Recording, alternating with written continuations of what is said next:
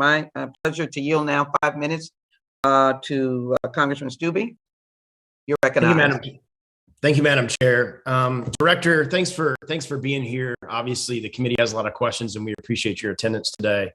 On July 1st of last year, I wrote a letter to both you and the director of the DC Departments of Corrections about the treatment of the January 6th suspects. Your office responded on July 21st. The DC Department of Corrections has so far refused to answer, and we're almost a year after the fact that I sent the letter. Director, I recognize that many of the most egregious examples of mistreatment of January 6 inmates happen not in your system, but in the DC jail.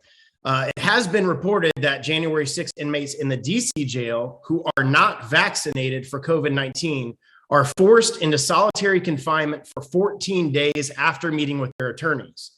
Yes or no, does BOP have the same policy in your facilities? No, Congressman, we do not.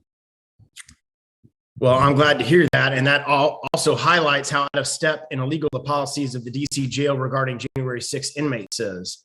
It's also been reported that January 6 inmates in the DC jail have not been allowed haircuts or to attend religious services unless they are vaccinated for COVID-19. Yes or no, does BOP have the same policy? No, Congressman, we treat all of people in our custody.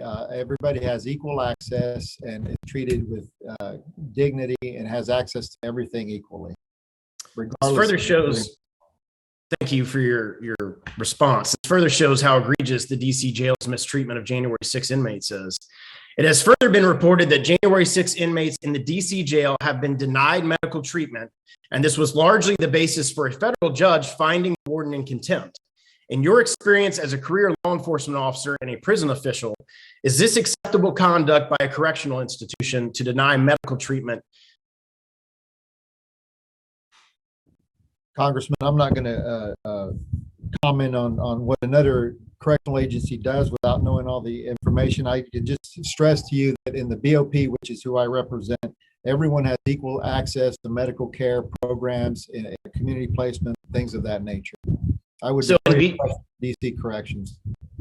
So, well, I did, and they're not answering my questions. So I'm just highlighting the differences into how you run your agency and how they're running theirs. Additionally, I would like to ask for an update on the statistics provided to me in your office's response to that July 1st letter. If you know the answers offhand, that would be great. I understand if you don't have that in front of you or you don't know, but I would like your commitment today to follow up with my office on the following. First, the number of January 6 inmates in BOP's custody that are awaiting trial and the number of such inmates who are in special housing units. Second, the number of January 6 inmates serving sentences and the number of such inmates who are in special housing units. I would ask your commitment today to get me those responses. Yes, Congressman, I can get you those responses. I'm aware of, we have 19 in our custody. 8 of those are pretrial. As to their specific housing today, I don't want to misspeak, but I will certainly follow up with that information with your staff. Okay, I would appreciate that. You said 19 in custody and how many in pretrial confinement? 19 in custody, 8 of those are pretrial. I don't know their exact status today. I don't want to misspeak. If you could provide the details of that, not just to me, but I'm sure the members of this committee would also be interested in that information.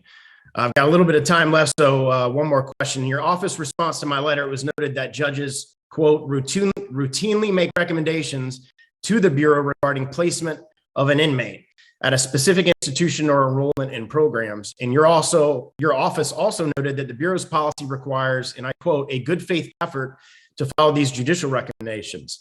I would point out that such judicial recommendations are often very much at the discretion of the judge. And while I generally have faith in our judiciary to fairly call balls and strikes on purely legal matters, on discretionary issues such as this, it is obviously possible for personal biases to come into play. So my question is this: if a judge makes a recommendation on the terms of a January 6 inmate's custody, and that recommendation was influenced by the judge's political leanings, BOP would be compelled by policy to make a good faith effort to follow that recommendation. Is that correct? Congressman, recommendations that are made by the judiciary, we certainly respect them and work with them, but there's a lot of moving parts inside our agency. We make the final determination. It is simply that, a recommendation. We give it the look, but ultimately we make those decisions based on the best place to quarter and keep people safe and secure. Thank you, Madam Chair. My time's expired. Time has expired. Thank you. And it's my